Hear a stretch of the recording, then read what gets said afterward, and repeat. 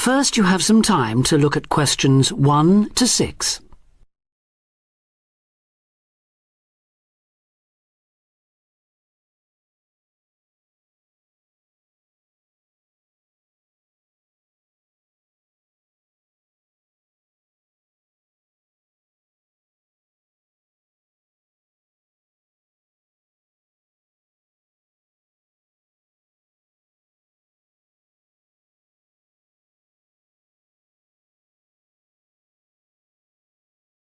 Now we shall begin. You should answer the questions as you listen because you will not hear the recording a second time. Listen carefully and answer questions 1 to 6. Homestay Language Learning, Lisa McDowell here. How can I help you? Hello, my name's Dan. Hello, Dan. And I'm going to be living with a family in Edinburgh for 3 months, so I'd like some advice on what to bring with me. I'm flying in via Singapore on the 15th. Right. Well, perhaps most important of all are your documents. Vaccination certificate, sponsor's letter, and the certifying letter from us for immigration. Yes, I've got all those in order, I think. What I'm really wondering about are money and clothes and things for my room. Personal effects, in other words. OK, let's start with cash. You'll already have money in your bank account here, of course, but make sure when you get here you have some cash on you. Pounds, that is, not euros or dollars. How much do you suggest? I'd say 50 as an absolute minimum. OK. Now, the next thing is which clothes to bring. What do you think? Well, as I'm sure you know, it can get pretty cold here, so you will need some warm clothing. There are shops near here that sell winter clothes quite cheaply, so you really don't need to bring much.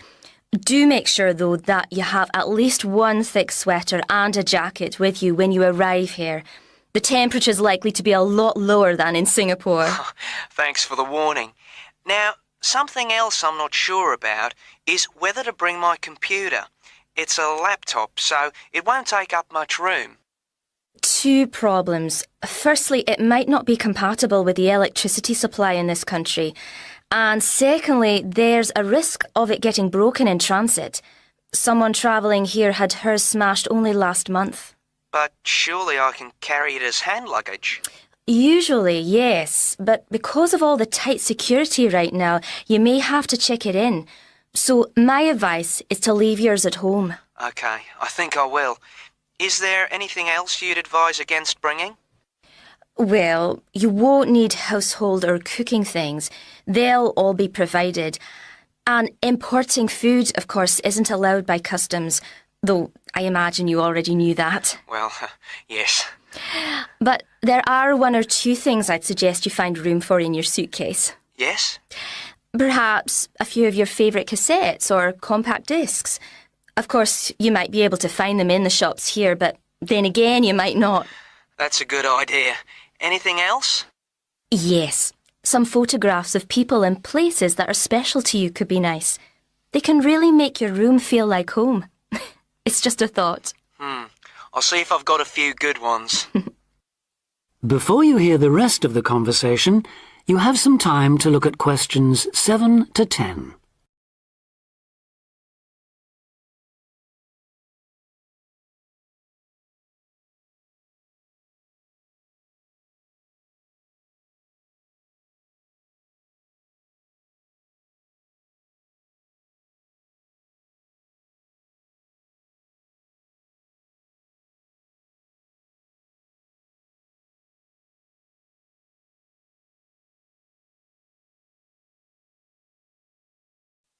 Now listen and answer questions 7 to 10. Just a few points about packing. Make sure all your cases are clearly labelled, in English, with your host family's name and address. Just in case they go missing on the way. It has been known to happen. What name do I write, by the way? It's Wark. Lewis and Amy Wark. So that's W-A-L-K? It's actually W-A-R-K. But we'll be posting full details to you later this week. Right, fine. And and I'd better put some essentials in my hand luggage, enough for a night or two in case, as you say, anything happens to my main cases. Yes, I'd recommend a change of t-shirt and socks and so on, plus any medication you may need, and a toothbrush, of course. And my tights. Your tights? Yes, for the flight. Wearing them helps prevent deep vein thrombosis when you're flying long distances, not getting any exercise. Oh yes, I've heard about that. Now, talking about exercise, there's one last thing. When you've packed your baggage, check you can carry it, all of it, at least 500 metres without any help. You may have to do that. Okay. Well, thanks for all your help. You've cleared up a lot of points. Oh, you're welcome. Have a safe journey, and we'll look forward to seeing you next month. Bye. Bye. That is the end of part 1. You now have half a minute to check your answers.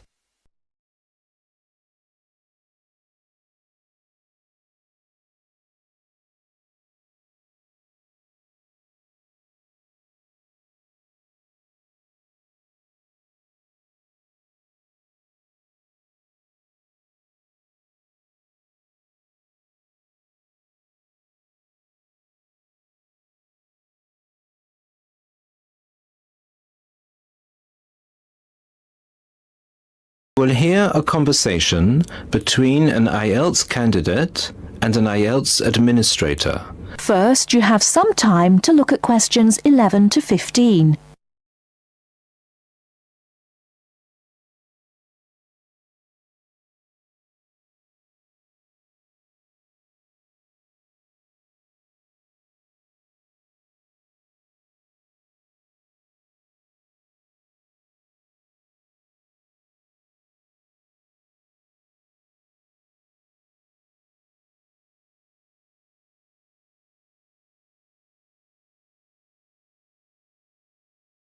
Now, listen carefully and answer questions 11 to 15. Good afternoon. I'm applying for a master's program at the University of Exeter in the UK. I'm planning to register for the Ielts exam at your centre next month. I have some questions I'd like to ask you before I register, if that's okay. Certainly. Would you be taking the academic module? I think so, but I'll have to contact the university just to make sure. You'll probably need the academic because most universities don't accept the general training. And anyway, the procedures to register for the exam are the same for both the general and the academic modules. Good. My first question is whether I sit all parts of the exam on the same day. I don't live here, you see, and for me it would be more convenient to do all the papers on the same day. Unfortunately, the speaking part is scheduled for Thursdays, and reading, writing and listening tests take place on Saturdays. We can't change the days, I'm afraid. That's a pity. Well, never mind. What sort of documents do I need to bring in order to register? You'll have to fill in the Ielts application form and bring an ID, a copy of your ID, and 2 passport-size photos on a white background. Will any ID do? We only accept original passports and national IDs. That's good to know. Did you say that reading, writing and listening are scheduled for Saturday? That's right. Will I get a break in between the papers? I'm afraid there aren't any breaks between the papers. Each paper takes an hour to complete, so it's 3 hours straight through. You'll first do listening and then reading, followed by the writing test. This is a standard requirement from Cambridge. Before you hear the rest of the talk, you have some time to look at questions 16 to 20.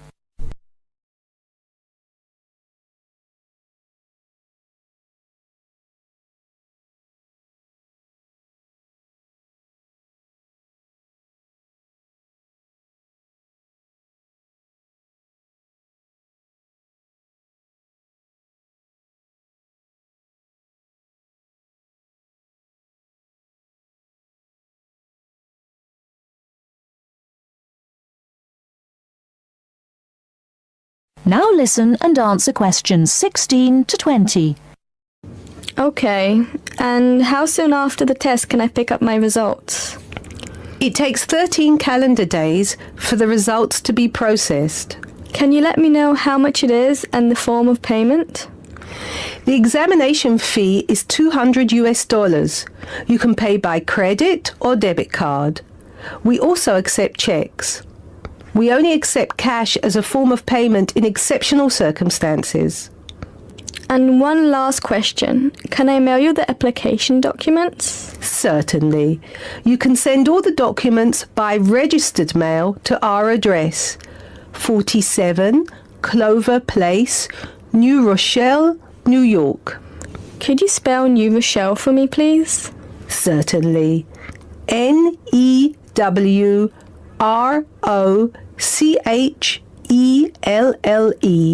Could I have the zip code as well? Sure. Our zip code is 10806.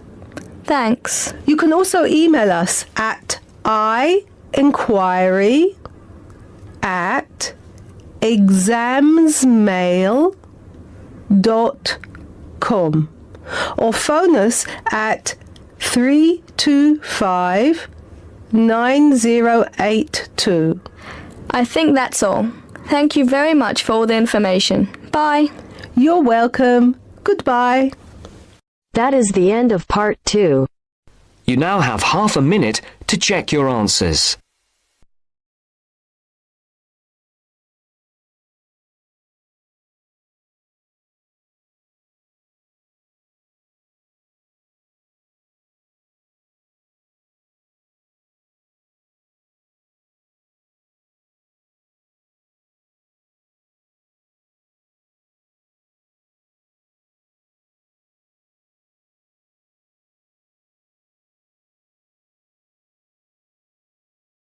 You will hear a discussion between two students and their tutor. First, you have some time to look at questions 21 to 25.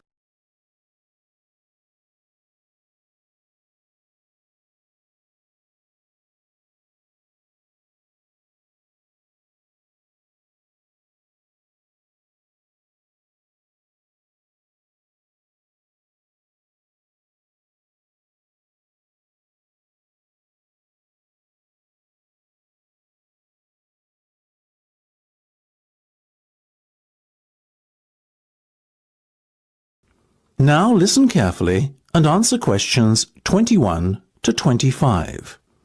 Okay, guys. First off, well done. That was a very good presentation yesterday. Now I'm just going to ask you questions about it before I give you my feedback. That okay? Sure. Of course. Right. Well, in that case, tell me, Niall, why did you choose to talk about Rafael Nadal? To tell you the truth, I didn't.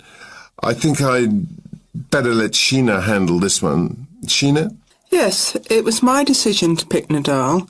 Now, that might be a strange choice for a presentation entitled Someone Who Inspired Me to Study Psychology, but... Yes, but I was going to say, it does seem rather an odd choice.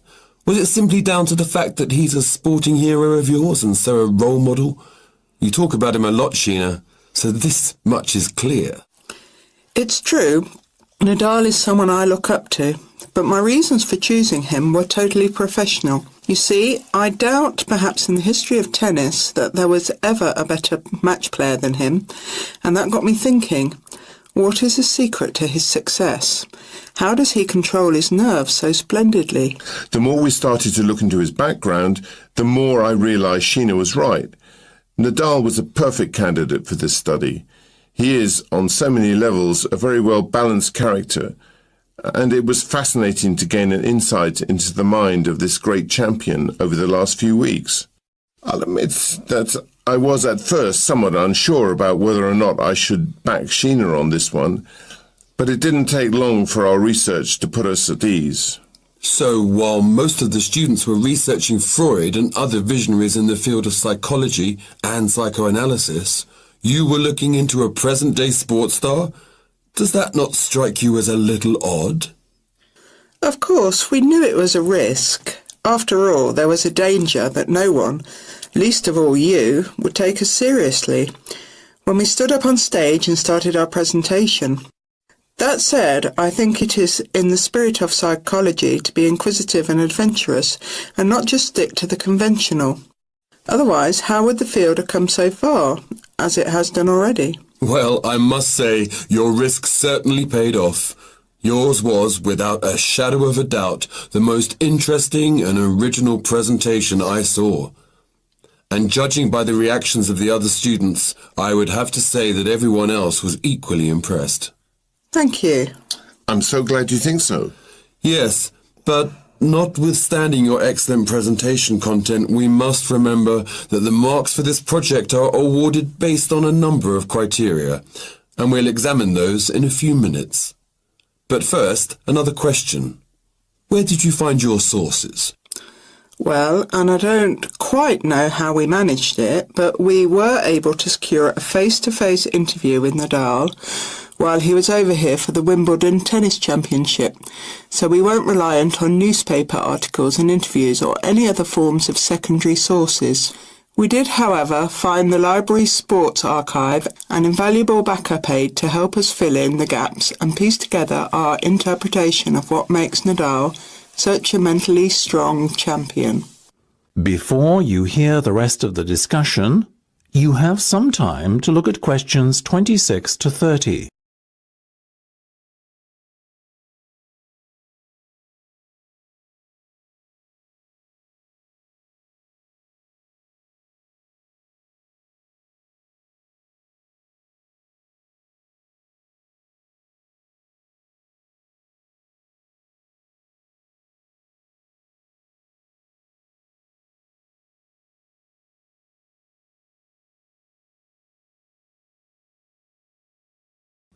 Now listen and answer questions 26 to 30. Okay. Well, as I said, congratulations again for your excellent work. Now it's time for my feedback. The first area where marks were awarded is in your use of equipment. I felt that had you not been a little too reliant on the overhead projector, and had you, for example, used the interactive whiteboard and audio equipment a little more effectively, you would have received top marks in this section. As things stand, though, your use of equipment was still very satisfactory. It's just a shame as it was an opportunity missed to score full points. The next area I was asked to assess is content. As you might have guessed, I simply can't fault you on that. Highly original work, so well done. As for your timing, I felt that the two of you were a little too over-rehearsed, so the presentation felt, at times, a little robotic. That said, again, it was very satisfactory, and you would get full points for effort. Sadly, though, there is such a thing as trying too hard, and that cost you top marks here, I'm afraid. Oh, I see. Right. What was particularly impressive, though, was the thick handout you'd prepared for everyone. I took it home to read through it afterwards, and it was very well written. But not alone that, it also enhanced my experience of the presentation itself on the day, as I was able to refer to the handout for further information on what was being discussed and to answer any questions I had. Very nice. As for your level of interaction, well, you had so much that you were intent on packing into your 20-minute time slot that sadly you ran out of time at the end, which left no room whatsoever for interaction, and no one had the chance to ask you any questions.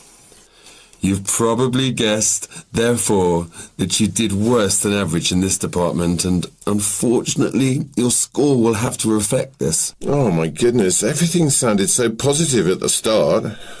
That is a big disappointment. We worked so hard. Now, don't be so quick to get deflated. Remember, your presentation skills only count for 15% of the project grade. Your score in this assessment, even if it were terrible, would still not be enough to prevent you from getting top marks overall. It's very hard to score well in the presentation assessment anyway, so believe me, you both did reasonably well. Thank you. I wish I felt like that. Yes, your feedback was very constructive. We're just a little disappointed with ourselves. Why, That's the end of section 3. You have half a minute to check your answers.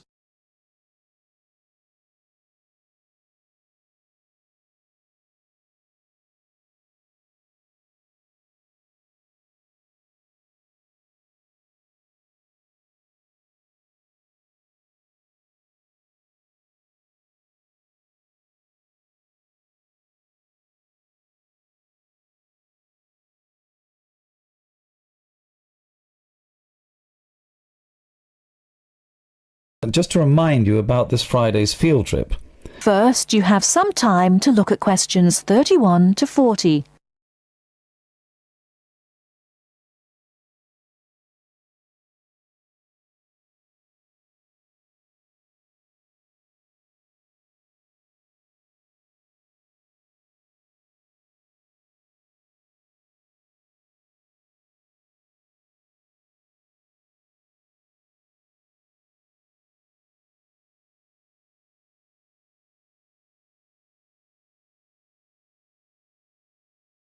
Now, listen carefully and answer questions 31 to 40. Okay, I'd like to keep this meeting as brief as possible, as I'm sure we all have things to do. I've asked you here just to remind you about this Friday's field trip. This is the first of many field trips you'll be going on, so there are a few rules I'd like to make clear now. Most importantly, I want you all to remember that simply because you are leaving the college does not mean that you are not studying. This is an essential part of your course and should be treated as such. There will be 2 assignments for you to complete whilst you are there, and some extension work you will be expected to do over the weekend, so I suggest you all pay attention on the day. Moving on, remember that we are going to a salt marsh and must dress appropriately. High-heeled shoes and t-shirts are not what I consider appropriate. You need good footwear, preferably boots, and you should bring a waterproof jacket as the weather is unpredictable. It would also be a good idea to bring a change of clothes. There is a chance you will get wet, and a 3-hour return journey in damp clothes is nobody's idea of fun. We will be on the marsh from about 10 o'clock to about 4, so you will be given a light lunch. However, if you want to bring any snacks with you, then please feel free to do so, although we will be stopping for dinner on the way home. Now, this is the 4th time the college has been to Park Drive Saltmarsh, and so far we have never lost a student. However, remember that there are 28 people going, and if you are late, you will be keeping myself and your colleagues waiting, and at that time in the morning you will not find me very forgiving. Please try to arrive a few minutes before 7. If you are not here on the hour, you risk being left behind. For those of you who are being collected in the evening, you can expect to be back here between 8:30 and 9 p.m. But do warn whoever may be coming for you that the traffic is unpredictable and it may well be later. Before you go, I'll hand out your assignment papers and briefly explain what you have to do. Now, on the first page, all you are required to do is identify the flora and fauna on the page and find an example in the salt marsh. As I told you on Monday, you will need a camera for this. I recommend one of those disposable cameras rather than something more valuable, as the marsh can get very dirty. Now, on page 2, you will be looking more at the bird life on the marsh. You should be able to see what you have to do for this assignment, but there will be plenty of time on the way there to ask any other questions. Well, we'll stop there, and I'll see you all on Friday morning. Oh, before you go, just a word of caution. The plants are there to be seen and photographed only. Remember that this is a protected site, and we will have to get permission for this trip. If there are any problems, we may not be allowed to go again, and you will be spoiling the opportunity for other students. Okay, if you have any questions, come and see me later today or tomorrow. That is the end of part 4. You now have half a minute to check your answers.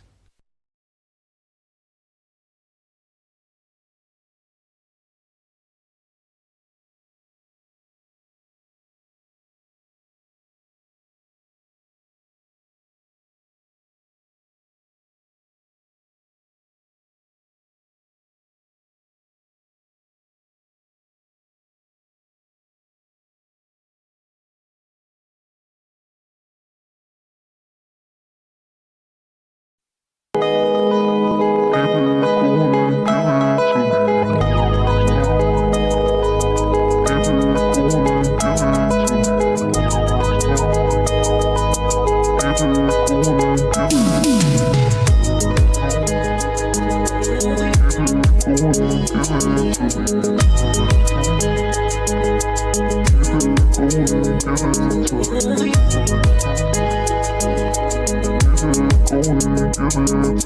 to me.